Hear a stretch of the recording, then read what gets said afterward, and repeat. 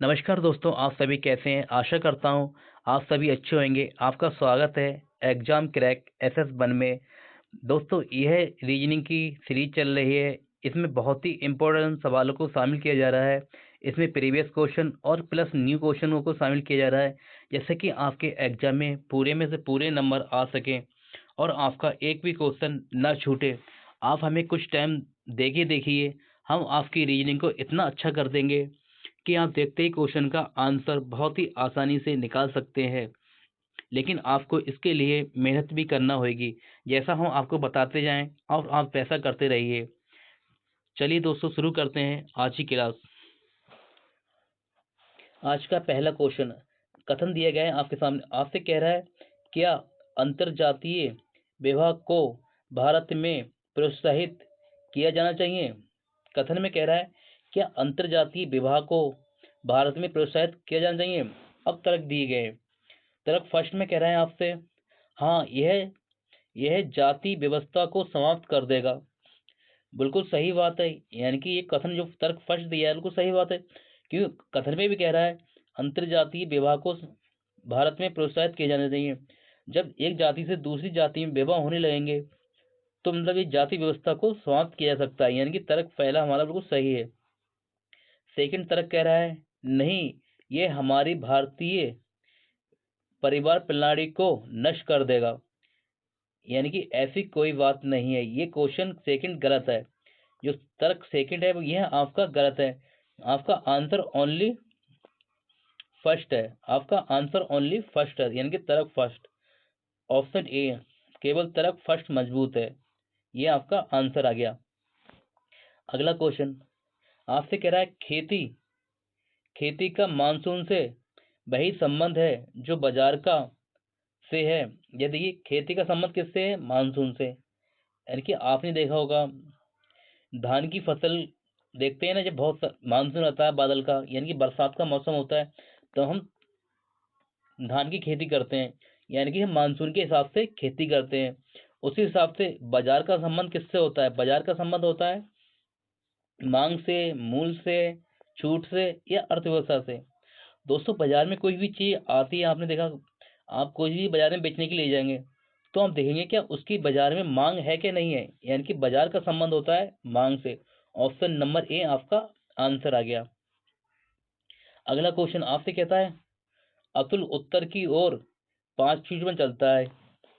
यानी कि यहाँ पर अतुल है, यहाँ से चला उत्तर की ओर 5 किलोमीटर। फिर आपसे कह रहा है, फिर वह बाईं ओर मुड़ जाता है। यानी कि फिर वो बाईं ओर मुड़ा, बाईं ओर मुड़ा और 5 किलोमीटर चला। सॉरी, देखिए आपसे कह रहा है अतुल उत्तर की ओर 5 किलोमीटर चलता है। यानी कि अतुल यहाँ पर है, यहाँ से उत्तर की तरफ चला 5 किलोमीटर, उत्तर की ओर चला 5 किलोमीटर। फिर वह बाईं ओर मुड़ जाता है और 3 किलोमीटर चलने के बाद, यानी कि बाईं ओर मुड़ा, यहाँ से बाईं ओर मुड़ा और चला 3 किलोमीटर, 3 किलोमीटर चला। फिर वह दाईं ओर मुड़ा, दाईं ओर होगा ऊपर को, दाईं ओर होगा यहाँ से ऊपर को, दाईं ओर मुड़ जाता है और 5 किलोमीटर चलता है यहाँ। यानी कि वो यहाँ चला 5 किलोमीटर। यानी कि वो इस तरह से चला है, यहाँ से यहाँ, यहाँ से यहाँ, ये चला 5 किलोमीटर, ये चला 3 किलोमीटर और ये 5 किलोमीटर मुड़ जाता है। वह अब अपने प्रारंभिक बिंदु से किस दिशा में है? आपको यह बताना है वह अब अपने प्रारंभिक बिंदु से किस दिशा में है। देखिए वो था यहाँ पर, वो था यहाँ से, अब यहाँ से एक रेखा खींचेंगे आप यहाँ पर ही। आपको पता है ऊपर होता है उत्तर और इस तरह नीचे होता है दक्षिण और इधर होता है पूर्व और यहाँ होता है पश्चिम। वो है यहाँ पर ही, यानी कि अतुल है वो यहाँ पर ही, अतुल यहाँ पर ही है और था वो यहाँ पर ही ऊपर। तो वो इस सी से यहाँ से जो रेखा पड़ेगी तो ये यहाँ पर जो यहाँ हो जाएगा। तो आपसे पूछ रहा अब प्रारंभिक बिंदु से किस दिशा में, यानी कि यहाँ से अब वो यहाँ पर आई। ये आपका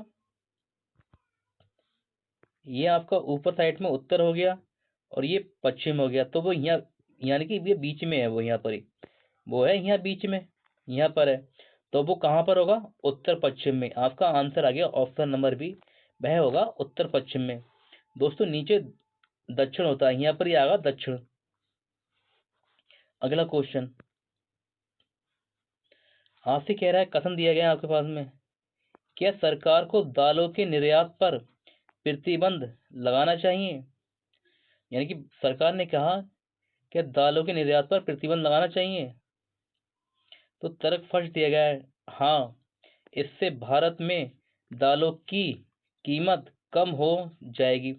यानी कि जब दालें हमारे पास बहुत ज़्यादा हो जाएंगी तो दालों की कीमत क्या होगी?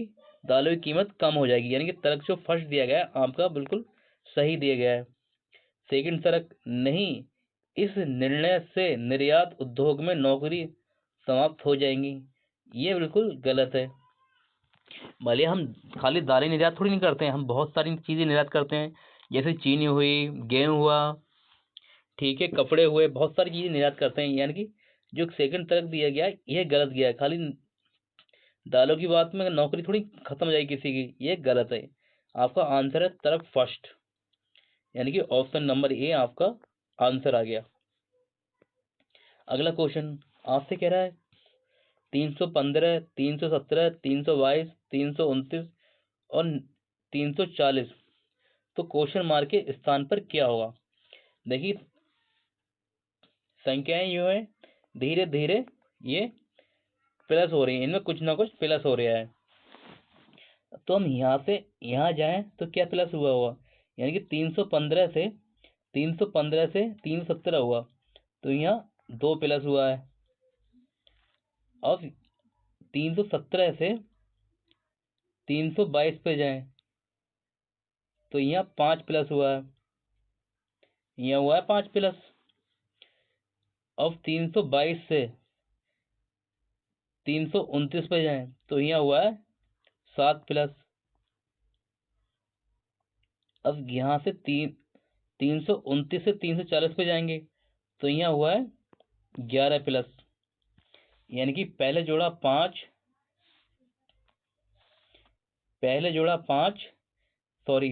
2, फिर 5, फिर 7, फिर 11, यानी कि 2, 5, 7, 11 ये जुड़ा है। यानी कि 2, 5, 7, 11 ये संख्याएं इसमें प्लस हुई हैं।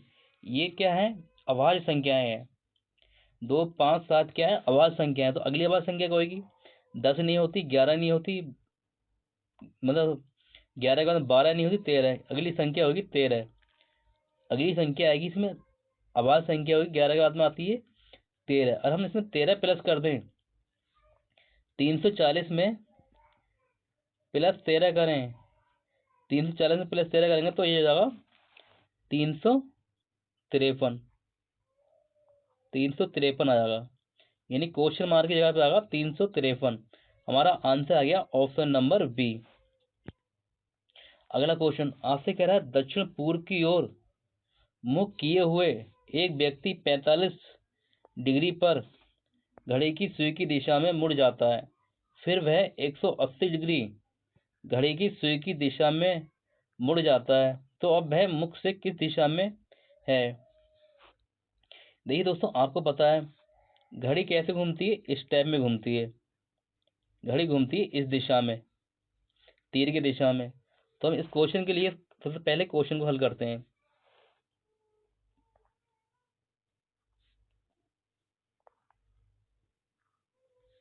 ऊपर होता है उत्तर, नीचे क्या होता है? दक्षिण, यहाँ क्या होता है? पूर्व, और ये होता है आपका पश्चिम।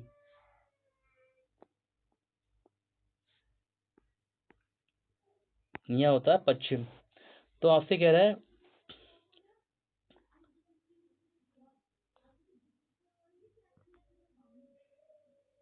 देखिए बीच में क्या होगा? यहाँ पर होगा उत्तर पूर्व, यहाँ पर क्या होगा? दक्षिण पूर्व, और यहाँ क्या होगा? दक्षिण पश्चिम। यहाँ क्या होगा? उत्तर पश्चिम। तो आपसे कह रहा है दक्षिण पूर्व की ओर मुख किए हुए है, यानी कि दक्षिण पूर्व व्यक्ति कहाँ पर है? यहाँ पर ही है। व्यक्ति कहाँ पर है, व्यक्ति खड़ा हुआ है यहाँ पर ही, व्यक्ति यहाँ मुंह करे खड़ा हुआ है यहाँ पर दक्षिण पूर्व की ओर। तो आपसे कह रहा है वो दक्षिण पूर्व की मुंह किए हुए एक व्यक्ति 45 डिग्री, व्यक्ति 45 डिग्री घड़ी की सुई की दिशा में घूमता है, यानी कि वो यहाँ खड़ा हुआ है 45 डिग्री यहाँ घूमा तो वो आ गया यहाँ पर ही, वो आ गया दक्षिण में। जब 45 डिग्री घूमा यहाँ से 45 डिग्री घूमा तो वो आ गया यहाँ पर ही। अब आगे कह रहा है फिर मुड़ जाता है, फिर वह 180 डिग्री घड़ी की सुई की दिशा में मुड़ जाता है, फिर वह 180 डिग्री मुड़ा, यानी कि अब वो यहाँ से यहाँ था, यहाँ से 180 डिग्री घुमा। 180 डिग्री क्या हुआ, देखिए यहाँ से यहाँ तक हो गया 45 डिग्री, और ये होता है 90, यानी कि यहाँ से यहाँ तक की बीच की दूरी 90 डिग्री, और फिर यहाँ से यहाँ तक की बीच की 90 डिग्री, तो ये पूरा होगा यहाँ से यहाँ तक 180 डिग्री हो जाएगा, यहाँ से यहाँ तक 180 डिग्री हो जाएगा। यहाँ 180 डिग्री चलेगा तो वो आ जाएगा आदमी यहाँ पर ही, वो आ गया यहाँ पर ही 180 डिग्री। तो आपसे कह रहा है वह अब उसका मुख किस दिशा में है, अब वह उसका मुख किस दिशा में है आपसे पूछ रहा है। ऊपर क्या है, उत्तर, व्यक्ति का मुख है इस दिशा में ऊपर साइड में, यानी कि यहाँ से चला वो 180 डिग्री चला तो वो है उत्तर दिशा में, यानी कि ऑप्शन नंबर बी आपका आंसर आ गया। अगला क्वेश्चन आपसे कह रहा है निम्न श्रृंखला में आगे क्या आएगा, ये आपको बताना है कि निम्न श्रृंखला में आगे क्या आएगा। आपको दिया गया है 12, 23, 34 और 45, यानी कि इनमें कुछ ना कुछ प्लस हो रहा है, इनमें हो रहा है प्लस।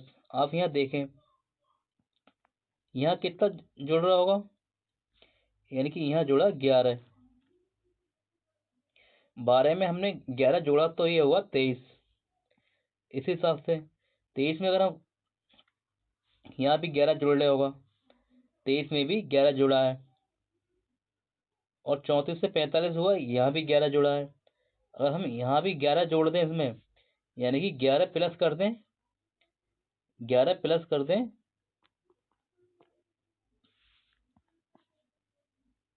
45 में 11 प्लस कर दें, 45 में 11 प्लस करें तो ये हो जाएगा 56। क्वेश्चन 56 है कि हाँ, ऑप्शन नंबर सी में 56 है, यानी क्वेश्चन मार्क जगह पे आएगा 56, 56 हमारा आंसर आ गया है, यानी कि सभी संख्याओं में 11 प्लस हो रहा है। अगला क्वेश्चन निम्न श्रृंखला में आगे क्या आएगा, यानी क्वेश्चन मार्क की जगह पर क्या आएगा आपको यह बताना है। देखिए 151 दिया गया है, 181 दिया गया है, और 211 और 241, फिर यहाँ 7 दिया गया है, और फिर यहाँ 10 दिया गया है, और यहाँ 4 दिया है, यानी कि इसमें कुछ ना कुछ जुड़ रहा होगा। देखते हैं क्या जुड़ रहा है। देखिए 151 पे 181 पे जाएंगे तो इसमें 30 प्लस हुआ होगा, फिर 181 211 पे जाएंगे तो इसमें भी 30 प्लस हुआ, इसमें भी 30 प्लस हुआ, और 211 से 241 पे जाएंगे तब भी इसमें 30 प्लस हुआ। लेकिन हमें यहाँ ये क्वेश्चन यहाँ जो संख्या आएगी यहाँ, लेकिन हमें यहाँ नहीं, यहाँ बताना है इसमें क्या होगा, यहाँ क्या होगा, यानी कि हमारे लिए आएगी छोटी संख्या, तो हमें आंसर निकालना। देखिए 7 से 10 पे जब जाएंगे तो इसमें 30 प्लस हुआ होगा, वो सॉरी 3 जुड़ा है, 7 से 10 पे गया तो 3 जुड़ा है। अब 10 से हम 4, यानी कि यहाँ कम हो गया तो -6 हुआ हुआ, यानी कि जो तरीका है हमारा ये गलत है। और कुछ देखते हैं कि ऐसे आंसर नहीं निकल रहा। देखिए अगर हम 151 के डिजिट को जोड़ें, 151 की इन संख्याओं को जोड़ें तो देखिए 1 प्लस 5 प्लस और 1 करें, 1 करें तो इनका योग होगा 6 और 1 इनका योग होगा 7, यानी कि ये 7 बन गया। इसी हिसाब से इनका योग करें 1 प्लस 8 प्लस 1, तो इनका योग हो जाएगा 1 8 9 10, इनका योग होगा 10। इसी हिसाब से इसका योग करें 2, एक 3 और एक 4, यानी कि ये 4 हो गया। अब इसका उपयोग करें, 2 4 6 और एक 7, तो यहाँ 7 आएगा, क्वेश्चन मार्क की जगह पे आएगा 7। ऑप्शन नंबर सी हमारा आंसर आ गया। दोस्तों आपको एग्जाम में हर तरह से दिमाग लगाना होगा, तभी आपका आंसर सही आएगा, वरना आपका आंसर गलत हो जाएगा। आप इस तरह के क्वेश्चनों को नहीं कर पाएंगे। अब देखिए इतनी बड़ी संख्या दी गई है, आपको इसमें दिमाग लगाना होगा, तभी आपका आंसर आएगा, वरना आपका आंसर आना कर रहा हो जाएगा। देखिए यहाँ क्या हुआ, यानी कि आपसे कह रहा है क्वेश्चन मार्क की जगह पर क्या आएगा, आपको ये बताना। देखिए 22 25 22 89 और 23 61 यहाँ पर दिया गया है, तो आपसे पूछा क्वेश्चन मार्क की जगह पे क्या होगा, ये बताना है आपको। देखिए देखिए अर्थ संख्या 25 2225 से 2225 से 2289 पे जाएंगे, तो इसमें क्या जुड़ रहा होगा, 4 और 6, ये जुड़ रहा है 64, यहाँ जुड़ा है, यहाँ से यहाँ पहुंचने में जुड़ा है 2225 से 2289 में गया, यहाँ जुड़ा 64। अब यहाँ देखते हैं क्या जुड़ा होगा, 9 में 11 में से 9 गए 2, 11 में से 9 गए 2, और 15 में से 8 गए 7, यानी कि यहाँ से यहाँ पहुंचने में 22 जुड़ा है, यानी कि 64 22। और हम इनका अंतर कर लें, 64 64 और 22 का अंतर, सॉरी 64 और 72 का अंतर होता है 8, यानी कि 8, इनके बीच का अंतर आया 8। इसमें भी हम 8 8 प्लस कर दें, 72 में 8 प्लस करेंगे तो ये हो जाएगा 80, ये हो जाएगा 80। और हम 2361 में प्लस 80 कर दें तो ये आएगा 1 8 6 14 के 4, और ये 2441 आएगा, यानी कि ऑप्शन नंबर बी आपका आंसर आ गया 2441।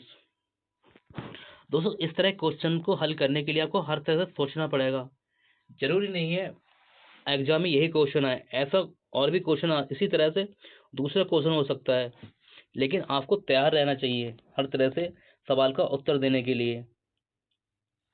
अगला क्वेश्चन आपसे दिया गया है कि क्वेश्चन मार्क के स्थान पर क्या आएगा। देखिए इस तरह के क्वेश्चन को हल करने से पहले देखिए यहाँ एफ दिया गया है, यहाँ एफ दिया गया है, सॉरी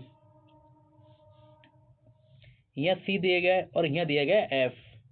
तो अब इन दोनों का आपस में संबंध ना निकालें, इनका संबंध निकालने में सोचना, सी का संबंध निकालें एफ के साथ में और एफ का संबंध निकालें आई के साथ में। इस हिसाब से एफ का संबंध निकालें आई के साथ में और आई का संबंध निकालें एल के साथ में, तभी आपका क्वेश्चन हल होगा, वरना आपका क्वेश्चन गलत हो सकता है और आप इन दोनों में ऐसे खाली इनमें संबंध निकालने बैठ जाएंगे, इन दोनों इस तरह से संबंध निकालेंगे दोनों में तो गलत होगा। आपको अगले वाले संबंध निकालना है। देखिए आपका सी आता है 3 पर और एफ आता है आपका 6 पर, यानी कि आप इसमें 3 जुड़ा होगा। फिर आपका आई आता है 9 पर, यानी कि यहाँ भी 3 जुड़ा होगा। तो आपसे पूछ रहा है यहाँ क्या आएगा, अगर 9 में हम प्लस, एक मिनट दोस्तों मैं दोबारा कराता हूँ आपको। देखिए सी आता है 3 पर, सी आता है 3 पर और एफ आता है आपका 9 पर, यानी कि इसका संबंध हम इसके साथ निकाल रहे हैं, एफ 9 पर आता है, सॉरी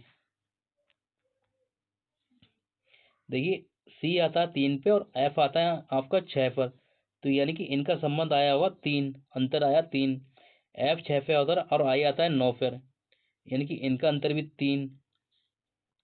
अगर हम आई में 9 जोड़ देंगे, आई आता है 9 में, आई आता है 9 पर और प्लस इसमें 3 कर दें तो 12 पे आता है एल, 12 पे आता है एल, यानी कि आपका आंसर जो होगा वो एल से स्टार्ट होगा।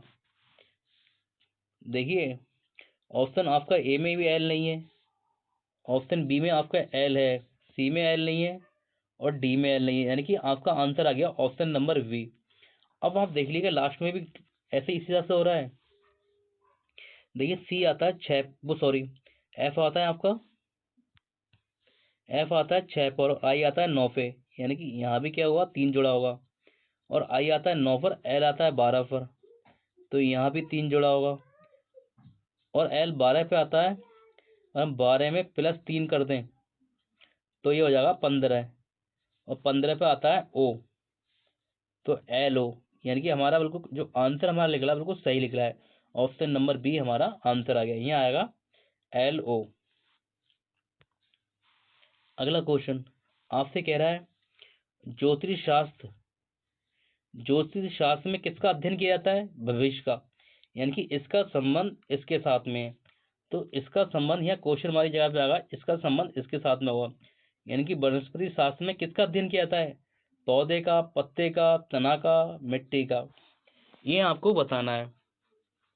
दोस्तों ये क्वेश्चन का आंसर आपको कमेंट में देना है, तभी मैं मानूंगा आप कुछ रीजनिंग में सीख रहे हैं, वरना ऐसे ही समय नष्ट करने से आपका कोई फायदा नहीं। जब तक आप खुद से क्वेश्चन नहीं बनाएंगे, जब तक आप खुद कोई भी क्वेश्चन नहीं सीख पाएंगे ऐसे।